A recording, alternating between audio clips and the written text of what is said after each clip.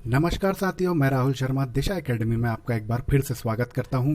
तो आज से जो हमारी सीरीज़ है वो प्राचीन भारत, मतलब आज हम सिंधु घाटी सभ्यता से शुरू करेंगे और 2 लेक्चर्स में सिंधु घाटी सभ्यता को हम ख़त्म कर देंगे।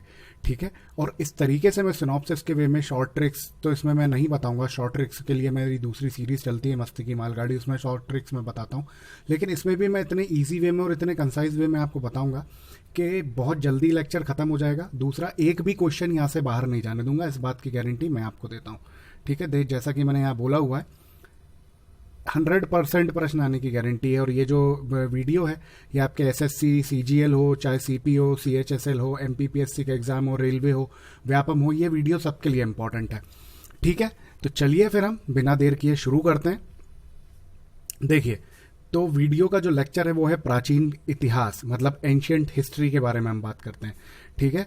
तो इंडिया और एक नाम है इसका भारत। तो मेरा थोड़ा सा तरीका अलग है। देखिए, मैं ये पॉइंट हमेशा लिखता हूँ, India that is Bharat, India that is Bharat shall be the union of all state and union territories. तो ये तो पॉलिटी का पार्ट है, लेकिन ये आर्टिकल 1 के सबसेक्शन, आर्टिकल 1 के सबसेक्शन 1 के अंदर ये आता है। तो ये आपको याद रहना चाहिए, क्योंकि देखो प्राचीन भारत और एंशियंट इंडिया, अपन एंशियंट हिस्ट्री ये बोलते रहते हैं ना, तो इस थोड़ा सा एक ये मेरा तरीका है, इससे मेरे को याद रहती हैं चीज़ें, रिवाइज मैं करता रहता हूँ। तो आप लोग भी करते रहें तो बढ़िया रहेगा। देखिए, आप शुरू करते हैं। तो देखिए, पहले क्या होता है, जो इतिहास शुरू होता है तो बात वहां पर ऐसी होती कि भारत में पुरातात्विक स्थलों की खोज का कार्य संस्कृति मंत्रालय के अधीन, ठीक है, भारतीय पुरातत्व सर्वेक्षण विभाग के द्वारा किया जाता है। इस विभाग की स्थापना 1861 ईस्वी में सर अलेक्जेंडर कनिंघम द्वारा की गई थी। ठीक है। तो आपको ये मालूम होना चाहिए कि जो हिस्ट्री का जितना भी काम होता है पूरा, वो पूरा का पूरा आपका किसके थ्रू होता है? संस्कृति मंत्रालय द्वारा किया जाता है। संस्कृति मंत्रालय का काम क्या है? भारतीय पुरातत्व सर्वेक्षण विभाग है ये, और ये जो भारत की कला और संस्कृति को संरक्षण देता है और इसको बढ़ावा देने का काम करता है। ठीक है। क्योंकि बात यहाँ पर संस्कृति मंत्रालय की थी, इसलिए मैं एक एक चीज यहां पर क्लियर करते चलता हूं। ठीक है ना। तो इसका उद्देश्य मैंने आपको बता दिया। ठीक है। मिनिस्ट्री ऑफ कल्चर इसको इंग्लिश में बोलते हैं। इसका हेडक्वार्टर है आपका शास्त्री भवन, नई दिल्ली। मिनिस्टर हैं इसके अभी प्रहलाद सिंह पटेल। अब आप बोल रहे होंगे ये थोड़ी ना एंशियंट हिस्ट्री का पार्ट है। मुझे मालूम है एंशियंट हिस्ट्री का पार्ट नहीं है, लेकिन बात वहां पर आपके संस्कृति मंत्रालय की आई थी, तो संस्कृति मंत्रालय से मैंने थोड़ा सा आपको अभी प्रेजेंट की चीजें क्लियर कर दी, तो उसमें बुराई क्या है? ठीक है। अब इंडिया में संस्कृति मंत्रालय की स्थापना कब हुई थी, ये आप लोगों का होमवर्क है, ये आपको कमेंट बॉक्स में इसको कमेंट करके बताना है। ठीक है ना।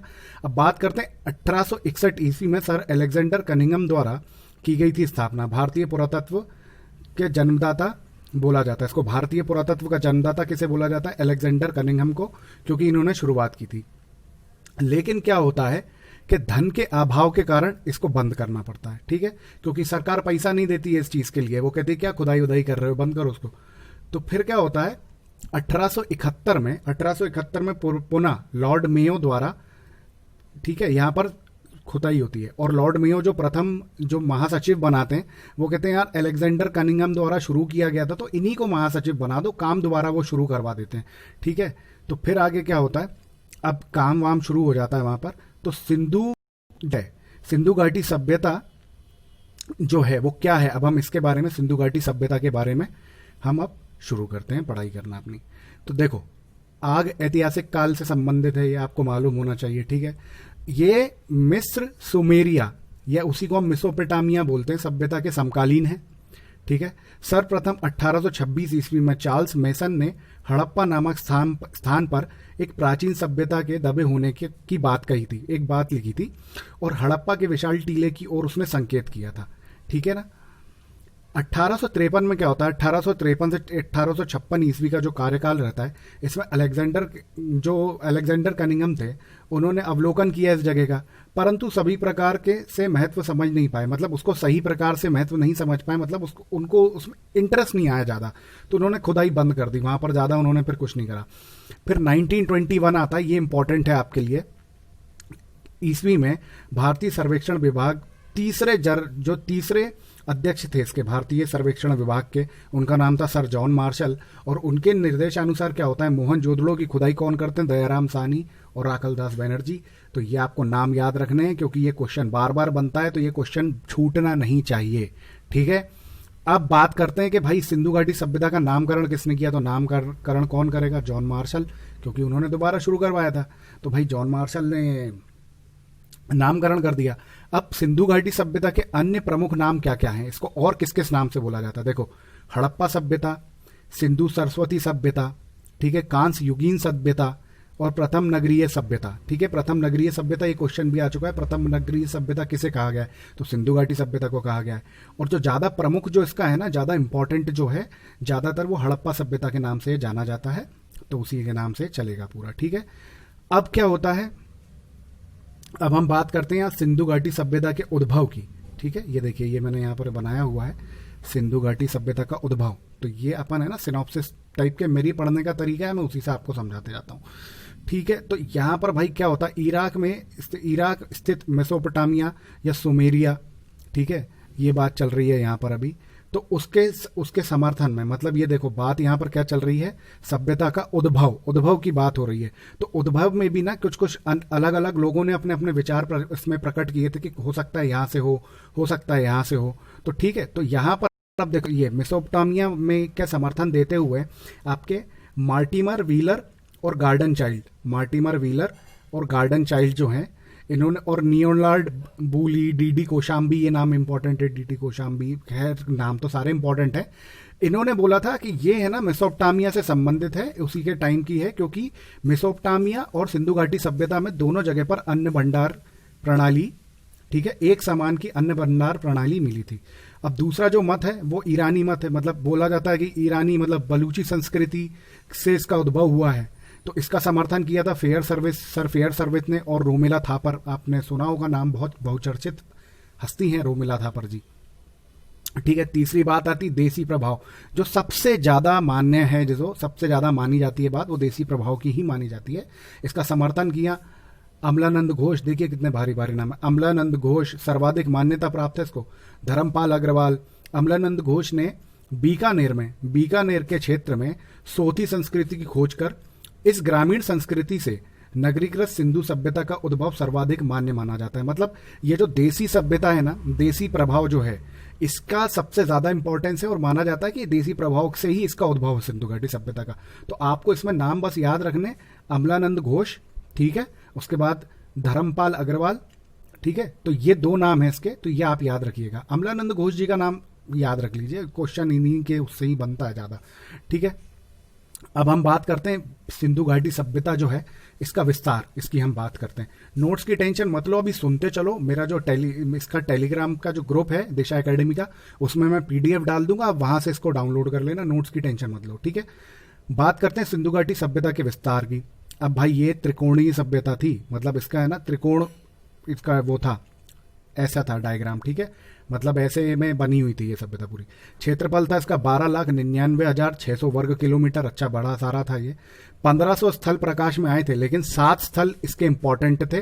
वो 7 स्थल कौन कौन से थे इंपॉर्टेंट, देखो हड़प्पा, मोहनजोदड़ो, चान्होंदड़ो, लोथल, कालीबंगन, बनावली, धोलावीरा, ये 1500 में से ये 7 जगहें इंपॉर्टेंट है, इसको आपको रखना है। ठीक है, अब ये देखो बात यहाँ पे, इसका आकार कैसा है, त्रिभुजाकार था ये। ठीक है, पूर्व से पश्चिम मतलब ईस्ट टू वेस्ट जो इसका डायमीटर था वो था 1600 किलोमीटर का। उत्तर से दक्षिण मतलब नॉर्थ से साउथ कितना था, 1400 किलोमीटर का। 1600-1400 तुम याद रख लेना, हो जाएगा। अब इसका विस्तार कहाँ कहाँ था, उत्तर में। उत्तर मतलब क्या होता है, उत्तर मतलब होता है ऊपर। उत्तर में चिनाब नदी में मांडा एक जगह, कहां पर, कश्मीर में। तो ये कश्मीर से, चिनाब नदी कश्मीर के पास से इसका शुरू होता है उत्तर में। दक्षिण में गोदावरी नदी, दायमाबाद, महाराष्ट्र। तो ये इसका नीचे का जो पोर्शन है दक्षिण का महाराष्ट्र का है। पश्चिम मतलब इस साइड का दास्क नदी, ठीक है, सुतकांगडोर, कहाँ की, बलूचिस्तान की बात हो रही है ये, ओफो, ये बलूचिस्तान की बात हो रही है। ठीक है, और फिर जो हिंडन नदी है, हिंडन नदी आप सबको मालूम है यूपी के अंदर पड़ती है, तो ये इसका पूर्वी भाग हो गया। ठीक है, तो ये इसका क्या था, ये पूरा का पूरा विस्तार था इसका। ठीक है, किसका, सिंधु घाटी सभ्यता का, कि कैसा आकार था सभ्यता, कैसे लोग वहां पर, कैसे मतलब उनका जो कॉलोनी थी तो वो ट्रायंगुलर शेप की थी। ठीक है, वीडियो अगर यहां तक अच्छी लगी है तो प्लीज वीडियो को लाइक कीजिए, और अभी करिए प्लीज, क्योंकि आप लोग है ना वीडियो देख लेते हैं दोस्तों पर लाइक नहीं करते हैं। प्लीज अगर वीडियो आप लोग देखते हैं, आपको पसंद आती है, मेरा अनुरोध मैं कर रहा हूं आपसे, प्लीज वीडियो को लाइक किया कीजिए। देखिए फ्री ऑफ कॉस्ट होता है, उसका कोई पैसा तो लगता नहीं है, और वीडियो को आप लाइक करेंगे तो उससे मुझे पता चलता रहेगा ना कि मैं कैसा काम कर रहा हूँ, काम अच्छा आपको पढ़ा रहा हूँ कि नहीं पढ़ा रहा हूँ। तो प्लीज वीडियो को लाइक जरूर कीजिए। चलिए अब आगे चलते हैं। सिंधु घाटी सभ्यता के महत्वपूर्ण स्थल, अब हम स्थलों की बात करेंगे। यहाँ पे महत्वपूर्ण स्थल कौन कौन से, तो देखो यार इसका ले लो स्क्रीनशॉट, क्योंकि स्थल तो बहुत सारे हैं, ठीक है। इसका आप स्क्रीनशॉट ले लीजिए, और यहां पर क्या है ना कि जो इंपॉर्टेंट स्थल हैं उनको मैंने रेड कलर से ये मार्क कर रखा है, तो आप यहां से देख सकते हैं। जैसा कि जम्मू के पास का जो मैंने बताया मांडा, वहां से शुरुआत होती है, ठीक है। और उत्तर प्रदेश में आलमगीरपुर, ठीक है। और आपका आलमगीरपुर हो गया, पंजाब में हड़प्पा हो गया, रोपड़ हो गया, सिंध में मोहनजोदड़ो हो गया, चानुंदड़ो हो गया, ठीक है। तो ये सारा ऐसे ही चलेगा, तो ये आप इसको ध्यान में रखिएगा। चलिए आगे चलते हैं। सिंधु घाटी सभ्यता का नगर नियोजन, अब वो नगर नियोजन कैसा था वहां पे, ठीक है।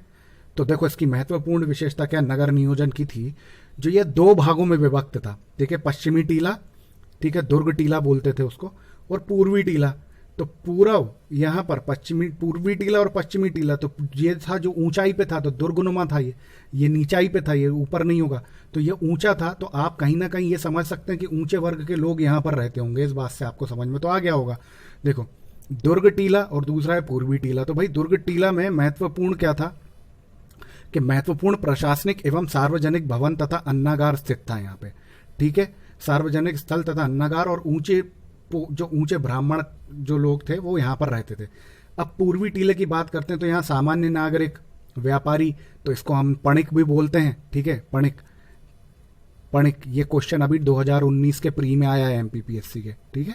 जिन्होंने दिया है ना उनको मालूम होगा। तो पणिक, फिर दूसरा कारीगर और श्रमिक यहाँ पर पूर्वी टीले में रहते थे। अब बात करते हैं कालीबंगन। कालीबंगन में दुर्ग व नगर अलग अलग रक्षा प्राचीर से घिरे हुए थे।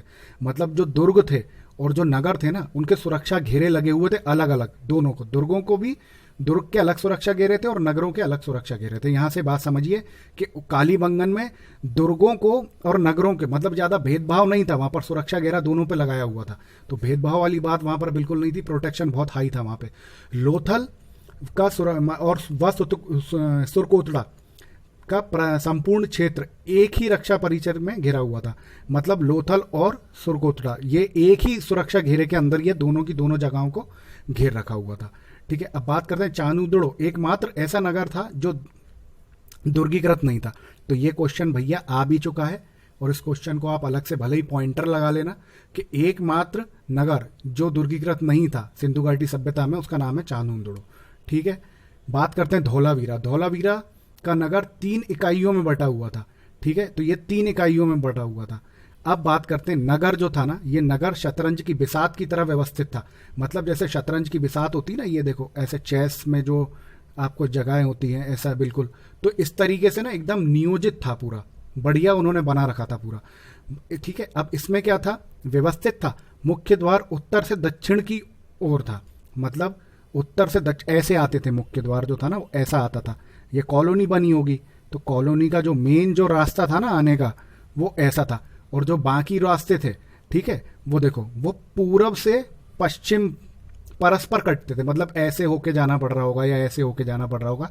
लेकिन जो एक मेन जो रास्ता था जो वहां पर एंट्री करने का था, मतलब सिंधु घाटी जो उनका वो पूरा क्षेत्र था जो शतरंज की तरह बिसात जो कॉलोनी बनी हुई थी, तो उसका जो आने का रास्ता था वो उत्तर से दक्षिण की ओर था, ठीक है। चलिए आगे चलते हैं। अब क्या क्या था वहां पर, अब जो अपवाद है, हम थोड़े अपवादों की बात भी करें।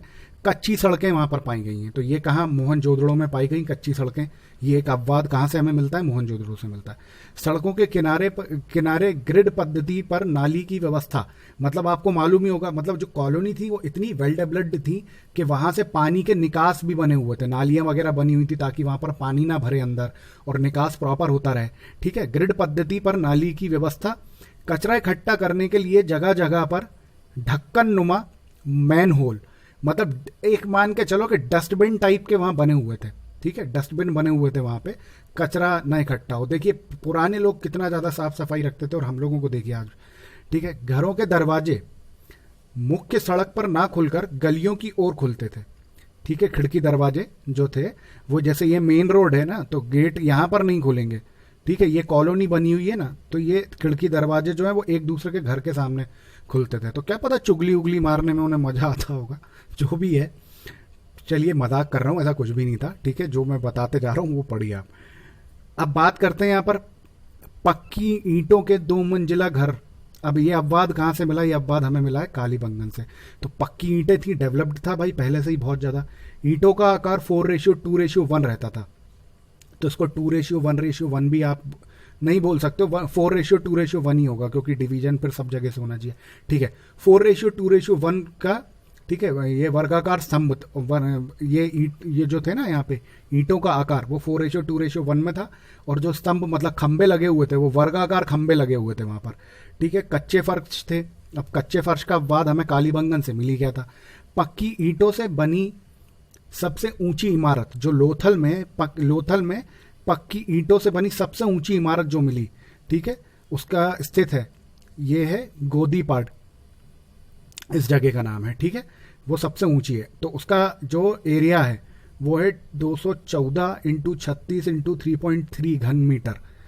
इसको आप कर लीजिएगा, क्योंकि बुक्स में, ऑथेंटिक बुक्स में ऐसे ही लिखा रहता है, तो मैंने वहां लिख दिया है। तो आप बस ये, आपको ये कैलकुलेशन नहीं करनी है, आपसे नहीं पूछेगा कितने स्क्वायर किलोमीटर में या क्या सुपर बिल्टअप एरिया था, ये कुछ नहीं पूछेगा। आपसे ये पूछ लेगा कि पक्की ईंटों का बना हुआ सबसे ऊंची इमारत जो लोथल में थी वो कहाँ स्थित थी, तो वो भाई गोदीपाड़ में स्थित थी। और अगर ऐसी बात चले तो लोथल इंपॉर्टेंट, ये 2 जगह हो जाती हैं। अब बात अगर करें आपसे मोहनजोदड़ो की सबसे ऊंची इमारत, तो भैया अन्नागार था, ये तो आपको मालूम ही होगा। ठीक है, और उसका ये बना हुआ है। तो खैर ये सब आपको इतना नहीं, आप बस ये याद रख लो कैसा है क्या है। ठीक है, तो भाई वीडियो हम यहाँ पर अभी करेंगे खत्म, और जो नेक्स्ट वीडियो आएगी उस वीडियो में आपको हम पढ़ाएंगे इसका सिंधु घाटी सभ्यता का सामाजिक जीवन, वाणिज्य व्यापार क्या था उनका। तो जो दूसरी वीडियो आएगी उसमें सिंधु घाटी सभ्यता हम खत्म कर देंगे, और तीसरी वीडियो में हम आएंगे क्वेश्चन आंसर स्पेस के। और मेरी गारंटी है एक भी क्वेश्चन बाहर नहीं जाएगा। जितना अभी तक मैंने पढ़ाया है ना, इसके अंदर ही सारे क्वेश्चन बनते हैं, इसके बाहर क्वेश्चन नहीं जाते हैं दोस्तों। ठीक है, वीडियो पसंद आई है तो प्लीज वीडियो को लाइक कीजिए, शेयर कीजिए अपने दोस्तों के साथ, स्टडी ग्रुप्स में सब्सक्राइब कीजिए दिशा एकेडमी को, बेल आइकन प्रेस करना मत भूलिएगा दोस्तों। हमें टेलीग्राम पे आप फॉलो कीजिए, लिंक डिस्क्रिप्शन बॉक्स में डाल दी है मैंने। इंस्टाग्राम की आईडी भी मैंने, उसकी लिंक भी डिस्क्रिप्शन बॉक्स में डाल दी है। दिशा एकेडमी, जैसा कि आपको मालूम होगा, जो लोग पुराने जुड़े हुए हैं, फेसबुक पे भी हमारा पेज क्रिएट हो चुका है, तो प्लीज फेसबुक पे भी हमें फॉलो कीजिए, आईडी में डिस्क्रिप्शन बॉक्स में डाल चुका हूं। दोस्तों देखिए, जो भी एमपीपीएससी के 2020 का प्री का एग्जाम इस बार देने वाला है, और वो अगर किसी डाउट में है तो प्लीज एक वीडियो में या आई बटन पर टैग कर रहा हूं, उस वीडियो में मैंने आपको बताया है कि किस तरीके से आप 100% गारंटी के साथ एमपीपीएससी प्री 2020 का एग्जाम क्लियर कर सकते हैं। तो बहुत इंपॉर्टेंट वीडियो वो आप लोगों के लिए हो जाती है जो भी 2020 का एग्जाम दे रहे हैं। नेक्स्ट वीडियो में बुक लिस्ट के साथ बहुत जल्दी लेके आने वाला हूं, तो प्लीज आई बटन पे यहाँ पे वीडियो में टैग कर रहा हूं, उस वीडियो को प्लीज आप देखिएगा। ठीक है, इसी के साथ मैं विदा लेता हूं आपसे दोस्तों। जय हिंद, जय भारत।